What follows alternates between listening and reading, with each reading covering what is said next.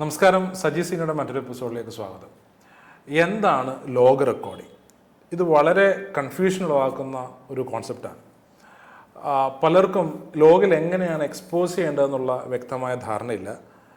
ചിലരുടെ ചിന്ത ലോഗിൽ എക്സ്പോസ് ചെയ്ത് കഴിഞ്ഞാൽ വീഡിയോയ്ക്ക് ഓട്ടോമാറ്റിക്കലി നല്ല ക്വാളിറ്റി ഉണ്ടാവും, പിന്നീടൊന്നും പേടിക്കാനേ ഇല്ല എന്നുള്ളതാണ്. ചിലർക്ക് ലോഗിൽ ഷൂട്ട് ചെയ്താൽ മാത്രം മതി, എങ്ങനെ വേണേലും അത് കളർ ഗ്രേഡ് ചെയ്ത് കഴിഞ്ഞാൽ കുഴപ്പമില്ല, അത് കറക്റ്റായിട്ട് വരും എന്നുള്ളതാണ്. ലോഗിൽ ഷൂട്ട് ചെയ്യുമ്പോൾ വേറെ ഒന്നും ശ്രദ്ധിക്കേണ്ടതില്ല, കണ്ണു അടച്ച് ഷൂട്ട് ചെയ്താൽ മതി എന്നുള്ളൊരു കെയർ ഫ്രീ ആറ്റിറ്റ്യൂഡ് ചില വീഡിയോഗ്രാഫേഴ്സിനുണ്ട്. അങ്ങനെ ഒട്ടനവധി കൺഫ്യൂഷൻ നിറഞ്ഞ ഒരു ഏരിയയാണ് ഇന്ന് വീഡിയോഗ്രാഫേഴ്സിനിടയിൽ ലോഗ് റെക്കോർഡിംഗ്. ഈ എപ്പിസോഡ് പരമ്പരകളിലൂടെ നമ്മൾ നോക്കാൻ ശ്രമിക്കുന്ന പ്രധാനപ്പെട്ട കാര്യങ്ങൾ: ഒന്ന്, എന്താണ് ആക്ച്വലി ലോഗ് റെക്കോർഡിംഗ്? ലോഗിൽ ഷൂട്ട് ചെയ്യുമ്പോൾ എക്സ്പോസിംഗ് പരമായിട്ട് നമ്മൾ ശ്രദ്ധിച്ചിരിക്കേണ്ടുന്ന പ്രധാനപ്പെട്ട കാര്യങ്ങൾ എന്തൊക്കെയാണ്? എങ്ങനെയാണ് ഓരോ സ്പെസിഫിക് ലോഗ് ഫോർമാറ്റിനെയും കളർ ഗ്രേഡിങ്ങിൽ നമ്മൾ ഡെവലപ്പ് ചെയ്യേണ്ടത്? Stay tuned.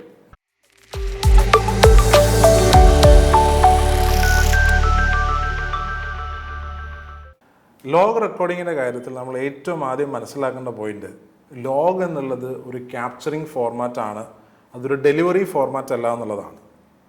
അതായത് നമ്മൾ ലോഗിൽ ഷൂട്ട് ചെയ്താലും ലോഗ് എന്ന ഫോർമാറ്റിലല്ല നമ്മൾ നമ്മുടെ ക്ലയൻറ്റിന് നമ്മുടെ വീഡിയോ ഔട്ട്പുട്ട് കൊടുക്കുന്നത്. ലോഗ് എന്ന ഫോർമാറ്റ് തന്നെ കൊടുക്കുന്ന സമയത്ത് ആ ഫോർമാറ്റ് ഡീസാച്ചുറേറ്റഡ് ആയിരിക്കും, കളർലെസ് ആയിരിക്കും, ഡെപ്ത് ഉണ്ടാവില്ല, കോൺട്രാസ്റ്റ് ഉണ്ടാവില്ല. അതുകൊണ്ട് തന്നെ ലോഗിൽ നമ്മൾ നമ്മുടെ ക്ലയൻറ്റിന് നമ്മുടെ വീഡിയോസ് ട്രാൻസ്ഫർ ചെയ്ത് കൊടുത്തു കഴിഞ്ഞാൽ ക്ലയൻറ്റ് ഒരുപക്ഷെ ചിന്തിക്കുക നമുക്ക് പണി അറിയില്ല എന്നുള്ളതാണ്. പല പ്രൊജക്റ്റുകളിലുമൊക്കെ ഞാനും ഒരു ഫസ്റ്റ് കട്ട് പ്രിവ്യൂ അല്ലെങ്കിൽ ഒരു സെക്കൻഡ് കട്ട് പ്രിവ്യൂ ഒക്കെ കളർ ഗ്രേഡിങ്ങിന് മുന്നേ ക്ലയൻറ്റിന് കാണാൻ കൊടുക്കാറുണ്ട്. അങ്ങനെ നമ്മൾ ക്ലയൻറ്റിന് ഫസ്റ്റ് കട്ടും സെക്കൻഡ് കട്ടും ഒക്കെ ഒരു ലോഗ് ഫോർമാറ്റിൽ കൊടുക്കുമ്പോൾ അവർ വളരെയധികം ആശങ്കകൾ പ്രകടിപ്പിക്കാറുണ്ട്. അവരുടെ ചിന്തയിൽ അയ്യോ ഇത് ഒരു നല്ല രീതിയിലല്ലല്ലോ അത് എക്സ്പോസ് അയക്കുന്നത്, അല്ലെങ്കിൽ അയ്യോ അവർക്ക് പണി കിട്ടിയോ എന്നൊക്കെ ഉള്ളൊരു ചിന്തയാണ് അവരുടെ മനസ്സിൽ വരിക.